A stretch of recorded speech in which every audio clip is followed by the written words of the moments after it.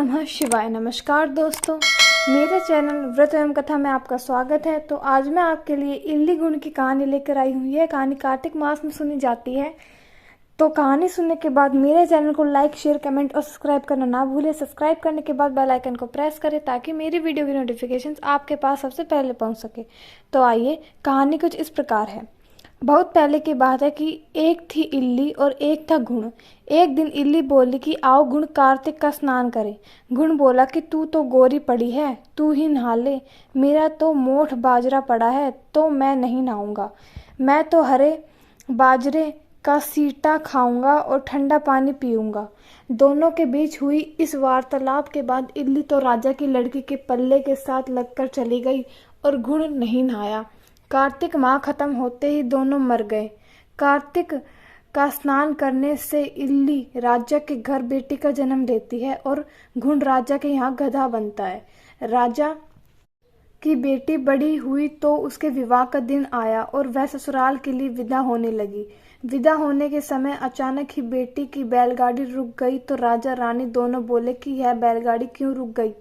बेटी, तुझे जो मांगना है मांग ले। लड़की बोली कि मुझे यह गधा चाहिए। यह सुन राजा रानी बोले कि यह क्या मांगा है, कुछ और मांग ले, यह भी कोई मांगने की चीज है। लड़की अपनी बात पर अड़ गई और बोली कि मुझे तो यह गधा ही चाहिए।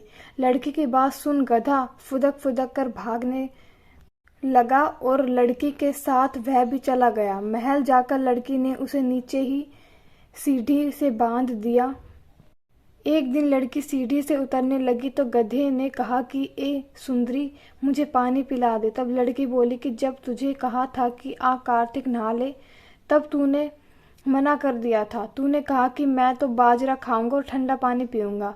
लड़की और गधे की वार्तालाप उसकी देवरानी जेठानी सुन रही थी।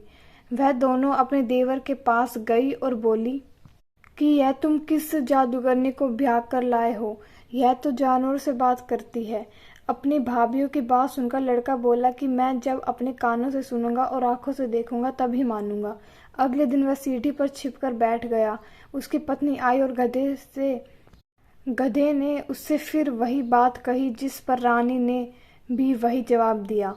यह सब देखकर वह राजकुमार तलवार निकालकर सामने आया और बोला कि तुम जानवरों से कैसे बात कर सकते हो, बताओ कि तुम कौन हो। उसकी पत्नी ने उसे बहुत कहा कि औरत का भेद नहीं खोलना चाहिए, लेकिन वह अड़ा रहा कि नहीं, मैं तो सब जानकर ही रहूंगा। राजकुमार की जिद के आगे उसकी पत्नी हार गई और उसने पिछले जन्म की सारी बातें बता दी कि वह इल्ली थी और यह गधा गुण था।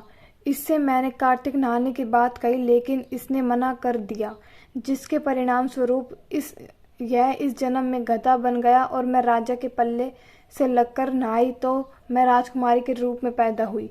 इसलिए मैं तो इससे पिछले जन्म की बात कर रही थी। सारी बात सुनकर राजकुमार बोला कि ये कार्तिक स्नान क्या का इतना पुण्य मिलता है। रानी ने कहा कि हाँ, बहुत पुण्य फल मिलता है। अपनी पत्नी की सारी बातें सुन राजकुमार ने कहा कि यदि कार्तिक स्नान का इतना महत्व है तब हम दोनों जोड़े से कार्तिक स्नान करेंगे और दान पुण्य भी करेंगे ताकि आने वाले समय में हम सुखपूर्वक रह सकें।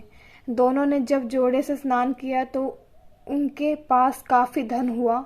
इस कहानी के बाद सभी को कहना चाहिए कि हे कार्तिक महाराजा, जैसा आपने इल्ली को फल दिया वैसा ही सभी को देना, लेकिन गुण जैसा फल किसी को न देना।